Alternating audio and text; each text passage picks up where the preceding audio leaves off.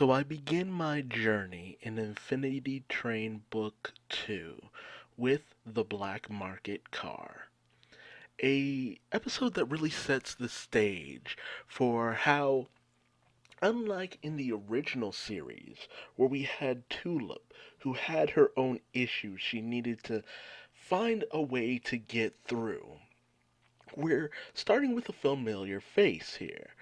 We're actually starting with Mirror Tulip because ultimately the original Infinity Train story was supposed to be a self-contained story, with it very much being wrapped up towards the series conclusion, with the only point that you could honestly ever really go back to being Mirror Tulip and her journey of self discovery to find her own self outside of being Tulip's reflection. As remember, at the end of book one, Tulip still did not have her reflection. Now, the creators have stated this takes place about 2 months after Tulip managed to escape the Infinity Train.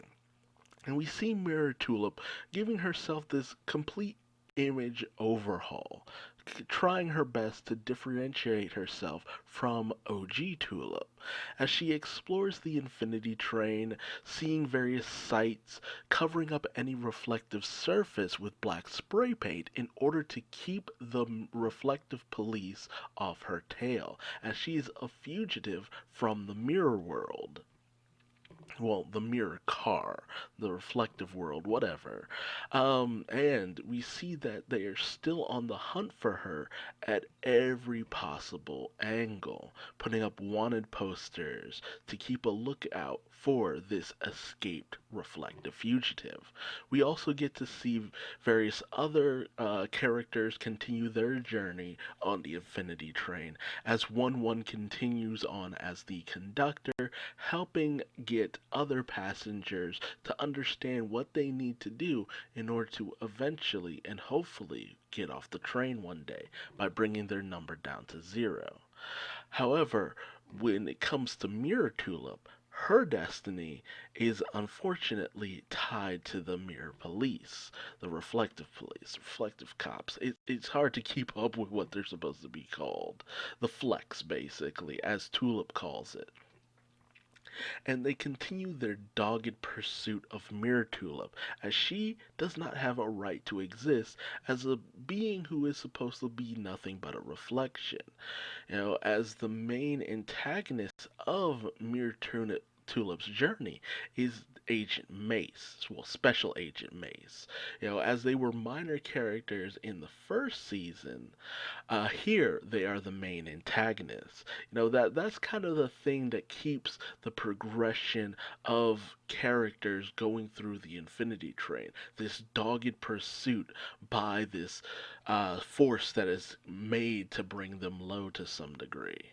But Mirror Tulip manages to make it into the next car, successfully escaping out of the black market car, which serves as more of a black backdrop to Mirror Tulip's clash with the flex rather than an actual point of urgency. We don't really spend too much time with the black market car.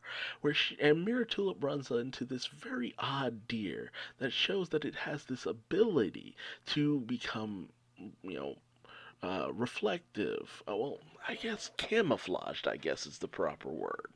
And it helps her escape the flex. But this deer is no ordinary deer. It has this wide array of abilities that we see over time. But as Mirror Tulip, I should say, goes about trying to just go about her own way, the deer continues to follow her, and it even gets to the point where Mirror Tulip goes over a little bit of her backstory to the deer, just wanting to have at least someone to talk to with her struggles in trying to find her own identity. And she kind of bonds with the deer for the most part, being the first creature to actually have ever let her guard down since her original's departure. However, the next day she sees that her deer has made a new friend in Jess, a new passenger on the Infinity Train.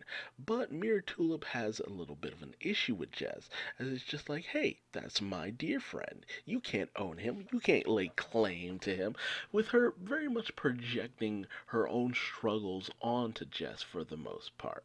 But as they see that this deer is anything but ordinary, Jess declares that they're friends, both friends with the deer, and thus they're friends with each other, with Jess even going as far as to name the deer Alan Dracula. However, as Mirror Tulip continues to very much not like Jess, Alan Dracula ends up falling through a hole with Mirror Tulip and Jess doing their best in order to pursue.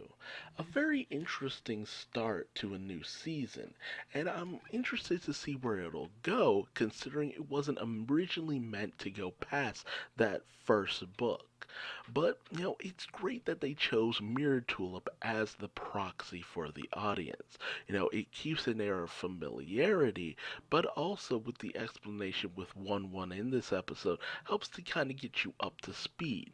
It makes it so it's not necessary to have watched the first episode because, all you need to really know is Mirror Tulip is a reflection who is trying to find her own way in life.